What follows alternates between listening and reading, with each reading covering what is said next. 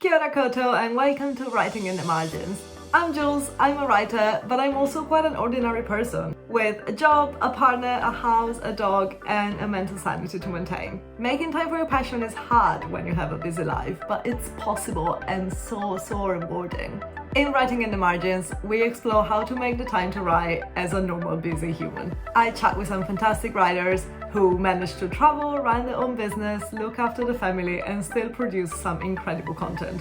And I also share my own tips and tricks that I've learned along the way. I love writing and I know how to make the time for it no matter what. I wrote an entire book while working full-time, maintaining my relationship, hanging out with friends, and moving houses 16 times in 5 months. If you want to know how I did it and how you can too, make sure you click the subscribe button below and never miss an episode on how to make time for your passion as a normal busy person. Now let's get started.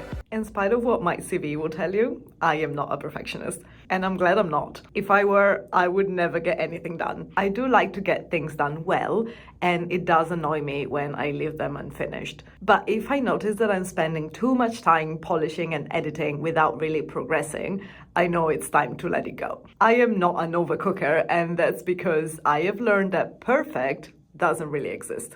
In my early days of writing, I spent hours editing one single sentence, picking the right words, juggling them around, breaking down sentences, and trying to make them sound as fancy as possible. Nothing was ever good enough. Nothing was ever perfect. So I never finished anything. I never posted anything because I didn't want people to read something that I didn't consider to be perfect. It took me a long time to learn that you don't really have control over your readers. Even if you do get to the point where you consider what you've written perfect, once you hit the publish button, others might think it's not perfect at all. So what? Everyone will have a different opinion on your writing. Every single one of your readers will read your pieces in their own unique way, and you have zero control over that. There's no such thing as perfection, and that's okay. I like to tick off things off my list and get them done. Are they always perfect?